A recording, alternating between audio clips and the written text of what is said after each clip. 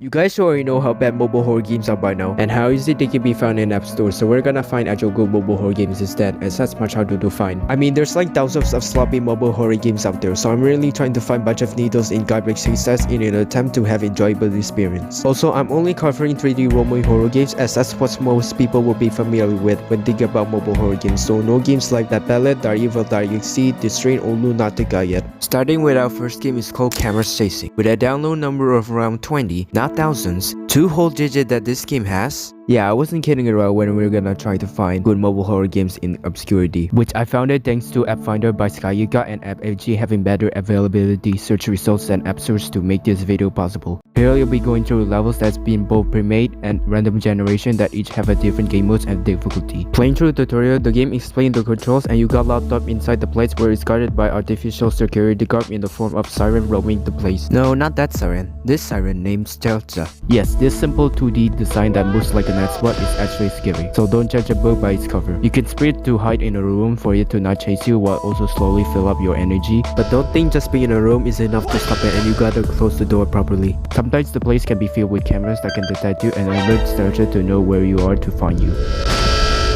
You can either hear the noise that it is making,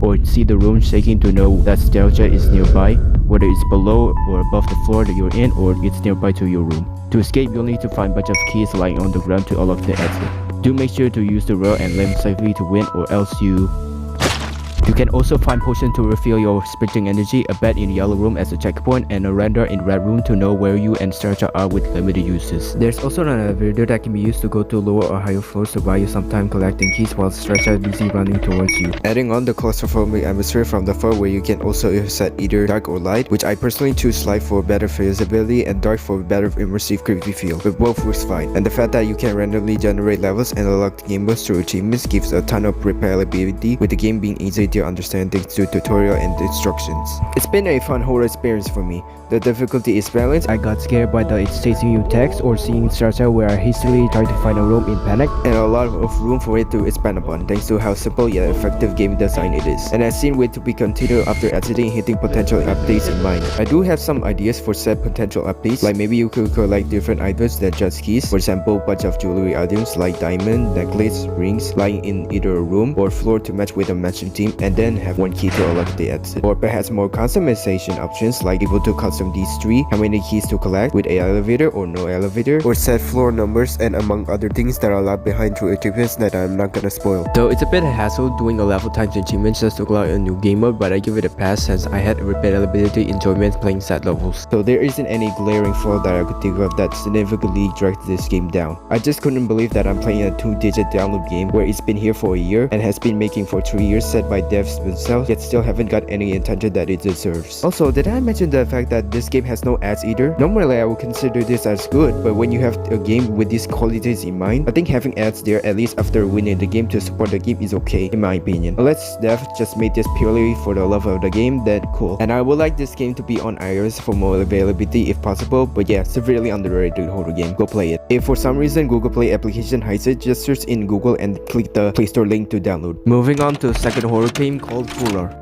The game starts with the intro where the police are expecting a VH tape to then cut to the main character doing a ritual that summons demon into a house, and now they have to collect all essential items to end this nightmare. Right off the bat, you might be questioning why the hell did main character do a ritual in the first place and put themselves in danger in doing so? Well, there is a lore explanation to that where we can read through papers in different rooms, but I'm not gonna spoil the lore for sake of keeping it a mystery if interested to read from playing the game. But just know that the main character did have an understandable reason on why they did the demon ritual. Anyways, as usual, the game has 3 different difficulty graphics options which they look like this, and a tutorial to explain the mechanics and controls. To win the game, you need to find and place 6 essential items into the altar to exorcise the demon. Some items can be get pretty easily and some taking longer or harder to get due to other steps that you need to do to get essential items. All which can be answered in Hip's tips to know where to get them with the cost of having to see ads. The demons in question that we need to deal with are Ghosts, Armless, and the Moon's Eyes, which alternated to Eyes for simplicity. Ghost works like a typical horror monster, roaming around then chase you once it spots you. You can temporarily stop it either by hiding or using protective incest. Sorry, incense to then walk away and continue your objective. During normal difficulty, using an item on an object will alert it to come find you. And in hard difficulty, making any sounds including merely picking up items will alert it to come find you. Armless walks in a specific path where if you happen to go into the path and bump into it, then you'll get trapped by it and you have to click a lot of rooms to get out. This can create an unfortunate situation where if you are trapped and the ghost is nearby, then you're cooked. Armless can also be stopped by incense too, but generally I just walk around it to avoid being trapped. And finally, ice is in all different locations one at a time solely to get ghosts to know where you are. I do like their models as they're actually kind of creepy to look at, certainly better than some models. Oh my god, bro. Oh, hell no, man. What the fuck, man? There's also two different endings after placing down all items, which one is bad and one is good. Initially, I thought I know how to specifically get them, but I legit do not know what the exact specific on how to get them, even after I win the game multiple times doing different things, as it seems like you'll get both endings randomly anyways. I like the main character's thoughts on items that you picked up, the lore is neat to read through, the difficulty is also fair, and there aren't any glaring flaws either, wherein adds up as a completed polished game. All in all, pretty nice horror game to spend some time playing it. The next game we're covering for the video is Weirdcore 2 and Horrors on the Walls. I combined these two because they are made by the same dev and both are similar games where I personally choose some out of dev's mobile game collection to be best. Immediately, both of these games easily has best sound and atmospheric horror design compared to previous game entries. Don't believe me?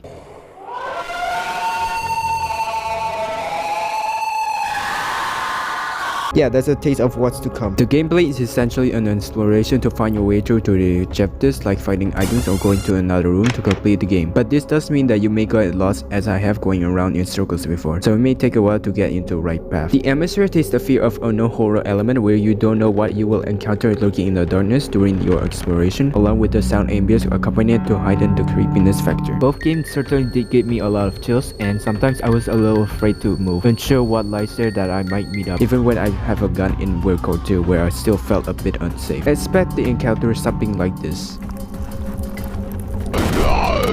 Again, I won't spoil much as I believe it's best to experience them without being spoiled. The story in both of them are nothing too amazing, but does give you a sense of progression and curiosity whenever there's a dialogue or cutscene to read through, so it does its job. There's some nitbits that could improve them, like adding a pause menu or saving a game to continue where you left off, because it's a hassle having to play through the game on getting to the last progress after dying. And a title for new game screen, as it's a bit odd not having a game title there. Yeah, if you ever need to be scared or get chills, these games are for the job. Now it's time for some horror magic as our final game. You're here to solve the mystery of your friend and complete the ritual, which you'll need to do a bunch of things in both outside and house area. Collect 5 magic balls to complete said ritual, push 5 buttons to unlock a basement door, and collect food ingredients to cook and eat the big buff to complete the game. Why is cooking important? It's something that you need after you complete the ritual. The enemy, or in this case being called friend, just roams around then comes to you once he spots you. You know, like all other horror enemies, in some he can summon a snake thing using magic wand to follow and slow us down. If he catches you, he teleports you into his house or jump steers you into the game over screen. But there is one thing that you could do, that is by pushing him from behind. Initially I thought this mechanic was to throw then run away after buying some time, but to my surprise, I find Brand cower in fear as it turns out I can pick up his magic wand and use it. Using Force Strike, you can remove locked doors and blinds with laser beam, making all needed items no longer needed, though some doors may not get busted down with that random some unable to be opened. And using Magic Strike on friend makes him going ragdoll with that takes you to a different ending.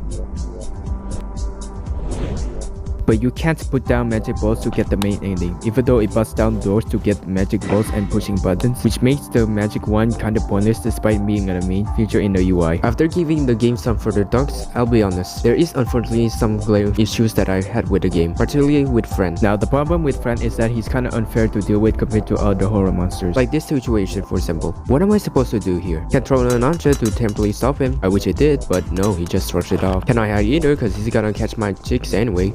Can run away as a place is entire area with little room to skip through. Or here where I got jumped as there's nothing I could do. Not even being distracted like a sound, as the only thing you could do with him is being far away, which isn't exactly fun for gameplay wise even in easy mode in my opinion.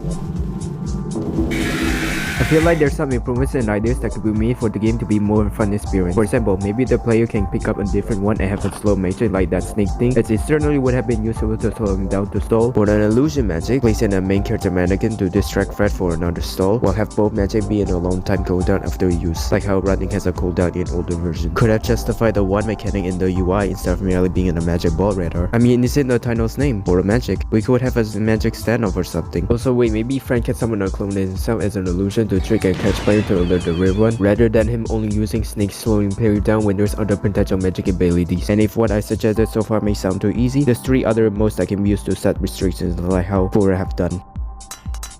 There's also a lot of cut contents that I'm confused on why they're cut, like main character's model, friend getting into a van, intro dialogue, as those could have added more depth to the game. Running, smashing window, and friend hearing objects being dropped, I may get it for being cut, as it does immediately impact the gameplay, and friend not hearing does make him stand out a bit more than just being a granny like, but it end up left the player a bit empty in terms of dealing with him, as friend can just suddenly pop up without stop.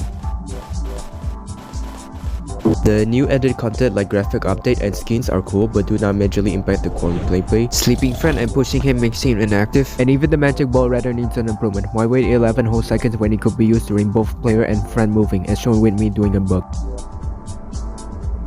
I don't know, maybe I've been spoiled by previous game entries that I feel a bit underwhelmed at how empty it is, but that probably is just me being too critical for a mobile game standard. But despite our flaws and bugs, I still had some fun playing it, and there's a passion and effort put into this game shown without the depth they will make a lot of horror games after. There are positives like skins for Strike and Magic Ball Radar that are neat, the interface transparency being there that I can appreciate because it does allow me to feel more immersed without UI, and Friend's model is something that I can take seriously compared to sloppy horror games, and he did scare me when I was caught off guard. So yeah, I guess this is more of a runner-up, as the game ended up being decent instead of being good, but it's really close to being good game. Just desperately needed an update and has a lot of potential to expand upon that to its premise. And yeah, that's all the game's comfort for this video. These games have their own things that make them stand out, but my personal favorite out of all of them is camera staging, due to repeatability and features that I quite like. It was annoying and a slog on finding them due to majority of mobile horror games being slop where I have to judge a game by the icons, screenshots, and descriptions to even know if the game is worth it or not, which I most likely may have missed a few hidden horror games somewhere where I was slowly getting frustrated from keep scrolling seeing sloppy games over and over again. So there may be a part 2 or 2D version as a follow-up for this video depending if it goes well. And if you like this kind of content, it will be appreciated to like and subscribe to support the channel. Thanks for watching and bye bye.